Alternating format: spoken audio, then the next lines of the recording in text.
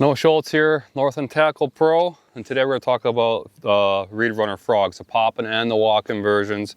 We'll start off with the Poppin version. Probably my favorite, just overall in general, is the Poppin frog. It's just kind of my go-to.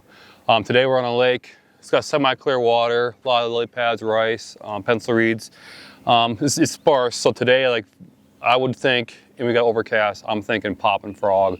I have sparse vegetation. If the vegetation was thicker, I tend to lean more towards the Walkin frog. It's got the pointier nose. It goes through the vegetation a lot better.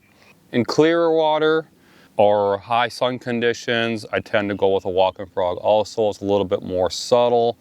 The Poppin frog creates a lot more noise. So that, like I said, a little bit dirtier water. Today we got cloud cover, sparse vegetation. That's why we go with Poppin frog. As far as colors go, I tend to match the hatch sometimes. Like today we have a lot of bluegill, so I'm going with bluegill.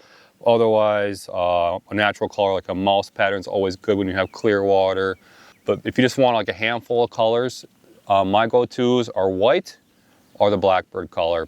Basically, like a blackbird is probably one of the first colors I grab in any situation unless the water's really clear. It's just a good, real good go-to color. It creates a nice silhouette in this thick vegetation or mats or whatever you're fishing.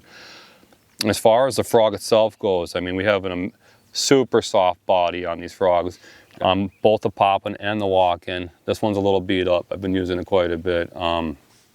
Yeah, as far as a frog goes, and I've said this before, I feel like this is Northland's best kept secret. Kind of flies under the radar, doesn't get talked about a lot.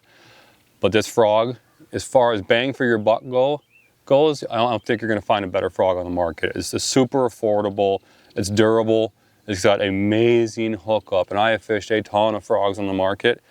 In my opinion, I don't think you're gonna find a more affordable frog. You can catch 100 fish on this frog, you might lose 2, and then the thing will still float. I mean, it's hard to find a frog that does that these days. I mean, usually you get 15, 20 fish out of a frog and it starts to sink and you're squeezing water out of it. I don't know what they did in their design, but these guys just keep going and they keep catching fish. You'll wear the legs off of the frog before it starts to sink, and the hookup on these frogs is absolutely amazing.